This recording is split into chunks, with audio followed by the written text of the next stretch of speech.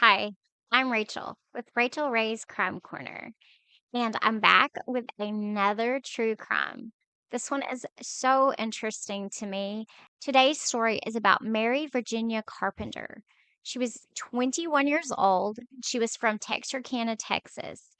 She went missing from Texas State College for Women in 1948. Mary Virginia Carpenter was born January 25th, 1927, in Texarkana to Frank and Hazel Carpenter.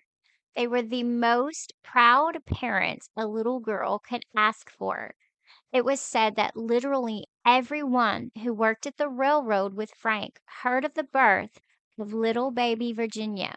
For the next 5 months, Frank reported to work exhausted until they could establish her eating and sleeping routine. Virginia's grandfather was a physician, and he told them to give her Holstein milk. He even decided to give them their own Holstein cow so baby Virginia could have all the milk she wanted. By 9 months old, she was a chubby, healthy baby with an endearing grin. She began walking at a young age, and her mother said she inherited a bad streak from her of wanting to walk a little too far from home. Virginia's mom, Hazel, said she didn't have formal training in child psychology, but she used a method of frightening her daughter by telling her tall tales of big dogs roaming the streets.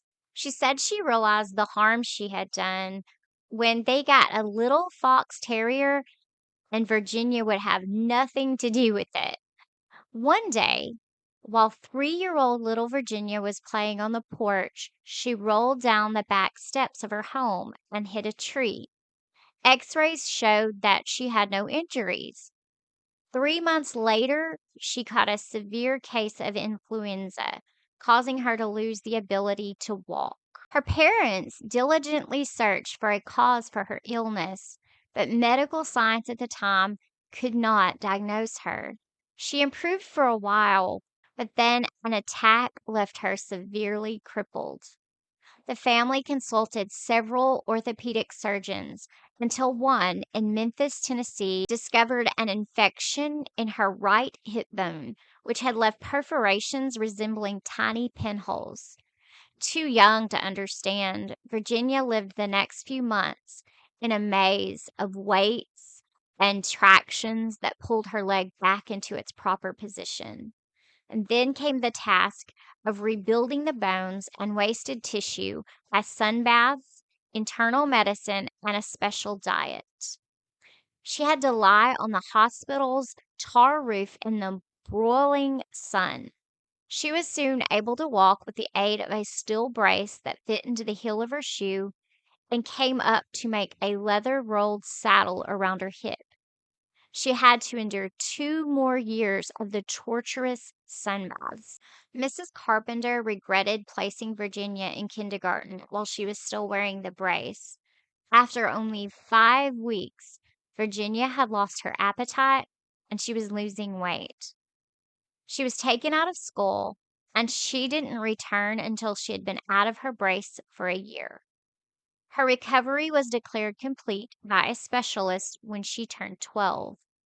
Virginia and Hazel found that a complete history of the treatment and cure of her bone disease had been made. In fact, it was one of only 4 complete case histories that were compiled for the American Medical Association. She attended Arkansas High School with her cousin.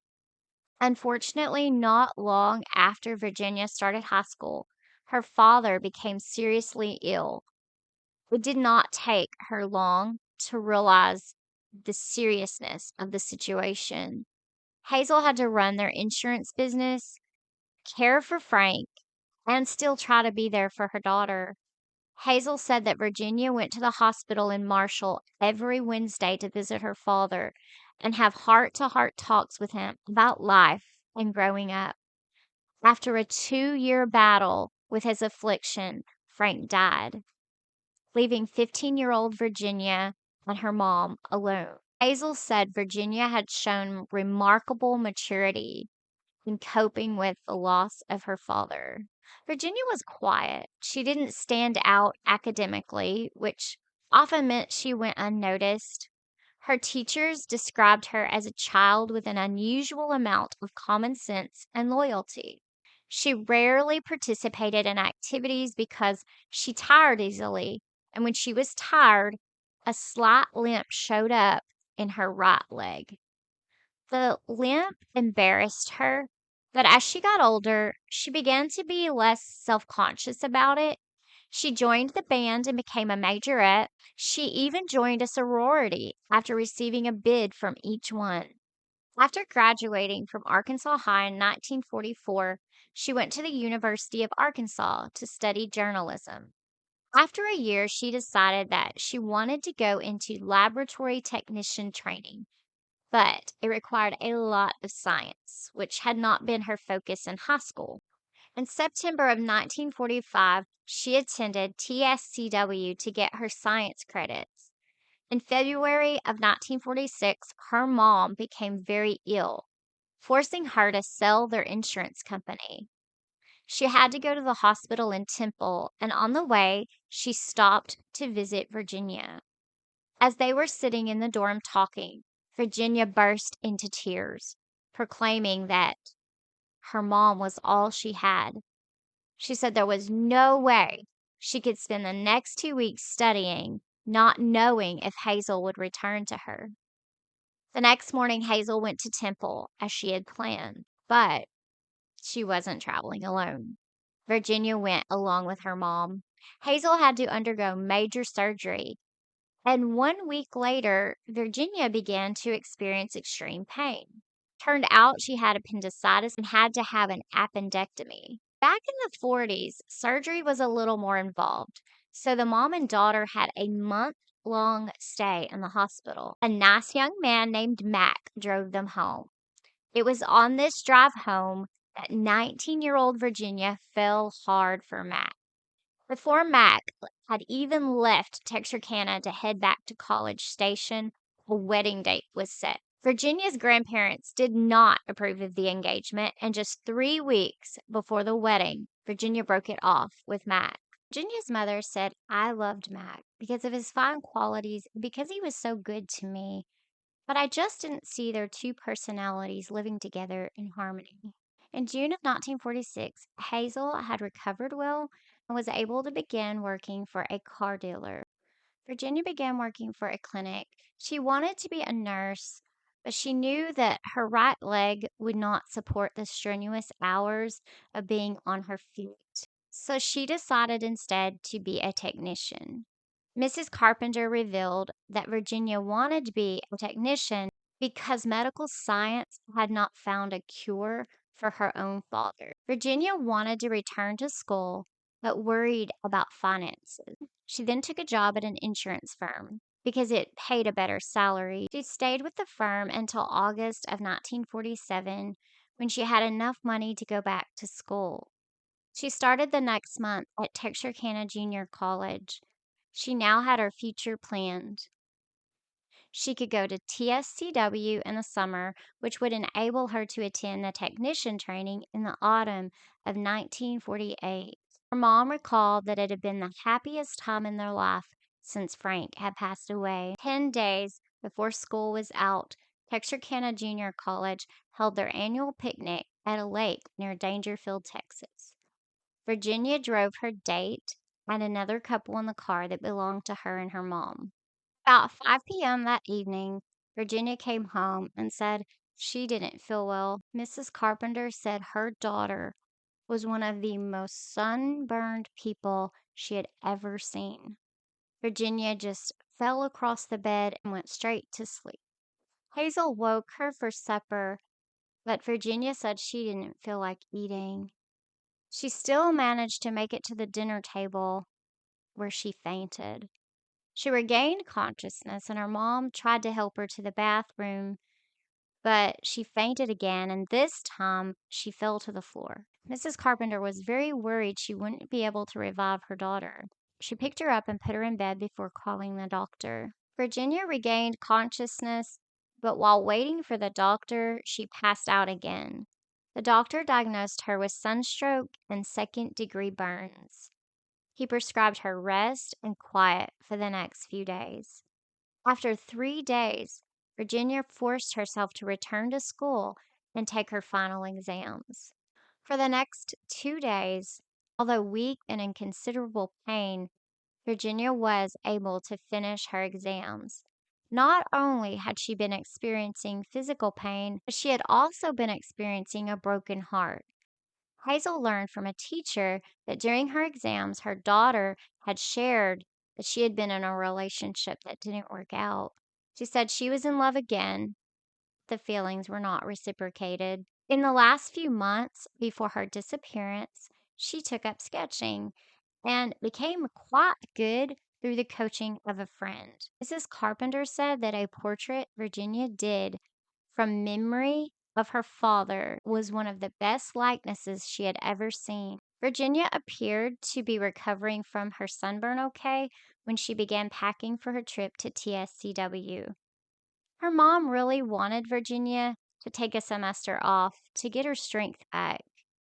But Virginia said if she failed either of her lab courses, she could make them up in the second 6 weeks and still be ready for technician's training in the fall. One morning, while they were enjoying their breakfast together, Virginia complained to her mom, "Sometimes I forget what has gone before and can't remember what's happened." However, she reassured her mom that she would be all right. Hazel urged Virginia to let her drive her down to Denton in the car. But Virginia, knowing how busy her mom was, said, "I'll make it just fine on the train." Finally, the day came for Virginia to head to school. June 1st, 1948, mom and daughter had to literally run to the station to catch the train before it left. Hazel said, "I was so hoping we would find the train gone so I could drive her down the next morning. There was a tinge of disappointment when I saw the train had not left, but she refused to get on until she had kissed me goodbye. And as she stood on the rear platform of the train waving goodbye, I wondered if there was anyone more radiant and beautiful. In my heart, I offered a silent prayer because she was mine." Virginia boarded the Texas Special number 31 at 3 p.m., and 6 hours later, the train stopped in Denton. On the train, Virginia befriended a middle-aged schoolteacher, Marjorie Webster, who was enrolling in Texas State College for Women. The two ladies hired a taxi to take them to their dormitories.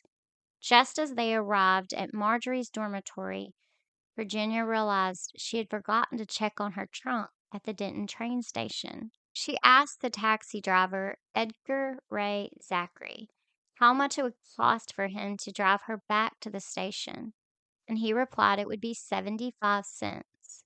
Marjorie asked if she would like her to ride back with her, but Virginia stated she would be all right. After arriving again at the station, she went inside and spoke to a railroad employee, Mr. Buttrell, who told her the trunk would not arrive until later. Zachary told Virginia to sign the back of her claim check and that he would pick it up and deliver it to her in the morning. She signed it, Virginia Carpenter, room 200, Brackenridge, and gave him $1 for the extra trip. He drove her back to Brackenridge Hall around 9:30 p.m. and stepped out of the taxi to help her with her belongings. Zachary said there were two boys in a yellow or cream-colored convertible parked in the front. They called out to Virginia, and she walked over to the car. He heard her say, "Hi there, what are you doing here?" He observed that she seemed familiar with them, but was clearly startled by their unexpected appearance. One of the boys, a short and stocky guy, talked to her and lifted her onto the curb. According to Zachary, she told him to place her luggage on the ground and the boys would get it for her. She asked him to leave her trunk there in the morning as well. After leaving her, Zachary drove off and did not hear the rest of her conversation with the boys. The next day, he picked up her trunk and left it on the lawn where he had left her luggage the night before. The trunk sat on the campus grounds for 2 days before someone turned it into the dean's office. On Friday, June 4th, Hazel received a call from a young man, Kenny Branham, claiming to be Virginia's boyfriend. He asked if Virginia was in Texarkana because he had been unable to contact her at school. Panic struck Hazel. She immediately telephoned the dean of TSCW and asked to have her daughter's record checked. The dean said there was no record that Virginia had ever enrolled in the summer session. She phoned friends and relatives that her daughter may have tried visiting, but they had not heard from her. On Saturday, June 5th, around 12:30 a.m., she called the local authorities and the Denton police to report her daughter as missing. The Texarkana police told her, "Just go to bed and we'll get on the case in the morning." She could not sleep. So she and Mrs. Lucille Bailey, a friend who was living with her, left for Denton at 2:10 a.m. Late Saturday night, the girl's uncle and friends went to Denton to help assist the police in their search and provide them with any information that might be useful. At the time of her disappearance, Virginia was 5 feet 3 inches, 120 pounds, with dark brown hair and brown eyes. She was last seen wearing a lightweight chambray dress with brown and green stripes and silver buttons down the front, a small white straw hat with the brim flipped up and a white feather stuck in the back, red leather platform, high-heeled shoes, and a gold Whitner watch. Virginia took with her a red purse, black pasteboard hat box, and a brown steamer trunk with a matching cosmetics case. According to Hazel, her daughter had left with no more than $15 or $20. A night watchman reported seeing her get out of the cab and into the convertible. In reference to the trunk, Mrs. Mattie Lloyd Wooten, the Dean of Women, later explained to Hazel that it was the first time that someone did not deliver luggage to a student's room. The search was on and no expense was spared in trying to locate the missing girl. Airplanes began scanning the Denton area, and motorboats were used to search ponds and lakes. Search parties scoured the woods as well as tanks, storm drains, creeks, country roads, and abandoned wells. The search went statewide as police checked out drivers of light colored convertibles in Texarkana and Denton, but came up with nothing. Lewis C. Rigler, a Texas Ranger, entered the investigation on Monday, June 7th, by the request of Virginia's uncle, Dr. E.C. Dodd, along with Chief of Police Jack Shepard and Sheriff Roy Moore. Officers talked with groups and individuals that it could have been possible witnesses. Hunters and farmers were asked to be on the lookout for freshly dug dirt or any unusual odors. Pictures and a description of Virginia were sent to the Department of Public Safety, major city police departments, protection officers of major railroad companies, state investigative agencies, among others. Her trunk was opened, but it gave officers no clues. Her other luggage, hat box, and handbag were never found. Family and friends started a reward fund and raised over $3,000. Her picture and description were given to numerous missing people publications. On Friday, July 9th, the taxi driver, Zachary, took a polygraph test and passed it. Zachary's wife corroborated her husband's alibi, stating he had been home with her from 10 p.m. onwards on June 1st. On Monday, July 12th, news spread that Virginia had returned home. Unfortunately, this was just a rumor, and her mother stated it was untrue. More rumors spread that her body or her luggage was found. They were confirmed to be false by the police. Shepard said that Virginia had known some boys with a cream colored convertible. They weren't able to implicate any of them with her disappearance. Many leads and tips were thoroughly checked by the police. After Virginia went missing, reports of sightings came in from Denton County, South Texas, Louisiana, and Arkansas. 2 mornings after Virginia disappeared, a gas station attendant in Aubrey, Texas, which is 10 miles from Denton, he said a girl who matched Virginia's description had stopped at his station. Upon seeing Virginia's photo in the morning newspaper, he promptly informed the police about what he had witnessed.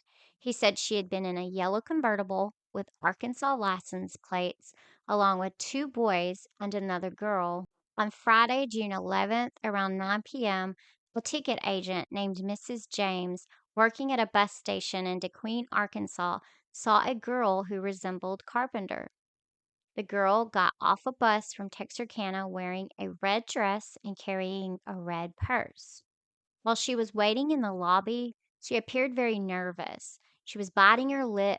She paced to the door frequently. She had asked Mrs. James if there were any local hotels around.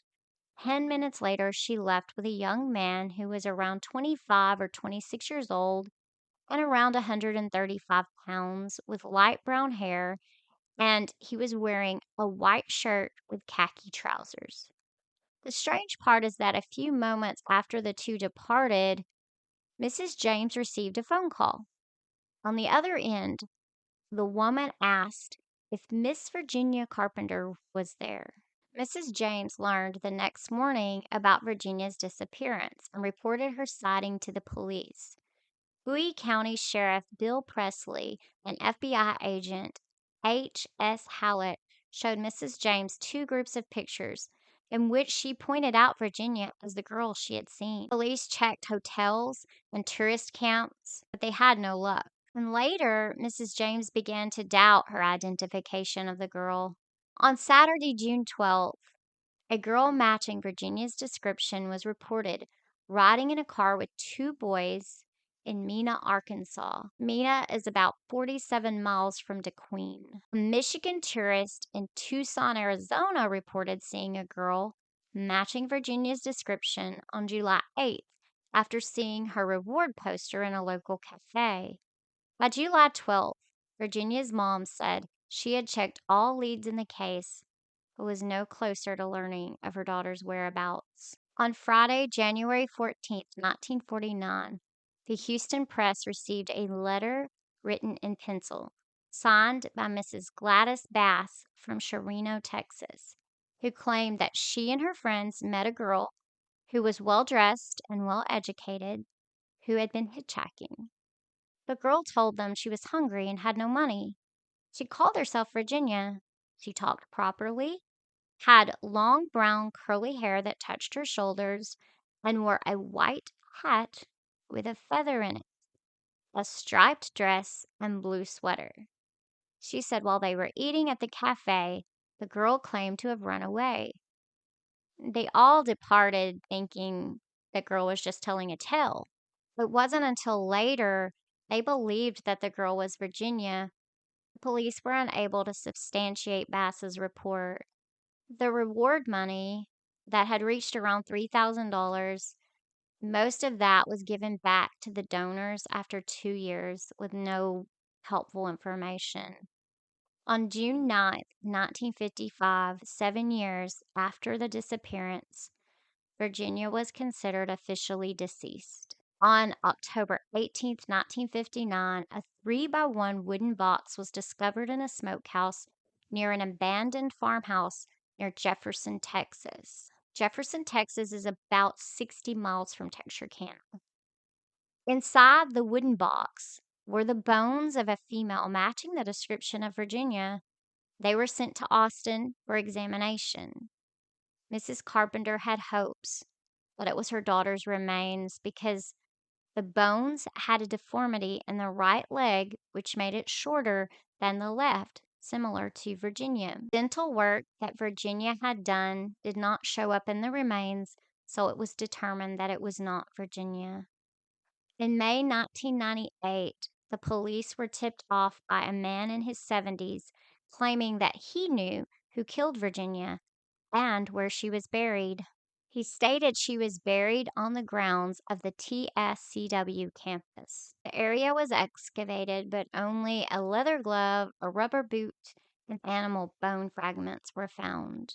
Since Virginia went missing, different theories have been proposed as the reason for her disappearance, including running away, leaving with a lover, being kidnapped, being murdered, amnesia, or even being sold into a slavery ring. Psychiatrists and doctors who were consulted stated she really had nothing to run away from. It was also suggested that her body could have been weighed down and sunken in Louisville Lake, which was then known as Lake Dallas, and it was too large and too deep to be dragged. Virginia knew three of the victims who were murdered by the Phantom Killer, credited with the Texarkana Moonlight murders, leading to speculation as to whether that case was linked to her disappearance. In a book by Louis Rigler, he said that he and Shepard, from the very beginning, had seen the taxi cab driver as their prime suspect. He was 45 and had been in and out of trouble with the law for years for numerous crimes, like petty theft and bootlegging. He was known to abuse his wife and children. They interviewed him over 50 times. They examined his body and found no visible scratches, bruises, bites, or any evidence of a struggle. Zachary said that after dropping Virginia off that evening, he had checked out with the cab company and gone home for the night. Both the cab company and his wife corroborated his story. Rigler said as new officers entered the case, they always honed in on Zachary and interviewed him, thinking they'd be the one that could get him to crack. He was always willing to be questioned. The cab company did corroborate him dropping the cab off. His wife corroborated his story right away, but 10 years later, she came back and said that she was scared, and so she lied for him, but that he had not come home that evening. They were finally able to find the convertible that Zachary had mentioned seeing. It belonged to a boy from Grand Prairie who was sitting in it with a TSCW student. The two boys who had called out to Virginia had merely walked around the convertible. They had not been in it. Unfortunately, neither the owner of the car nor his girlfriend were able to provide much of a description of the two boys that had talked to Virginia. But that does confirm that there were indeed two boys talking to her. Rigler said that Virginia's boyfriend, who had reached out to Hazel, was suspected for some time. On June 11th, Rigler, along with two other detectives, interrogated him for around 12 hours. He said he and Virginia were in love and had discussed marriage. His alibi checked out with his employer, landlady, and other people in Dallas that he had seen and spoken with on the night of Virginia's disappearance. The police were still so suspicious that they checked his story out 5 times. They were unable to disprove it. In August of 1957, Edgar Zachary was arrested on a charge of raping a 25-year-old mom of three. She accused him of beating her as well. Soon after, she dropped the charge and asked police not to prosecute him. Zachary died in 1984. At the end of his chapter on Virginia, Rigler said that for a long time he had really suspected Zachary, but he no longer did. Due to the lack of tangible evidence, he ultimately believed that Virginia ran away to start a new life. What do you think happened to Virginia? Do you think it was Zachary?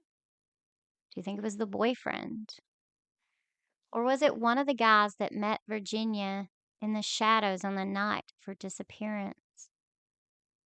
Was it the infamous Phantom Killer from Texarkana? Maybe she knew something he didn't want her to tell. We'll probably never know. Thank you for taking the time to listen to Virginia's story. Tell me what you think in the comments below if you have any ideas. May God bless you.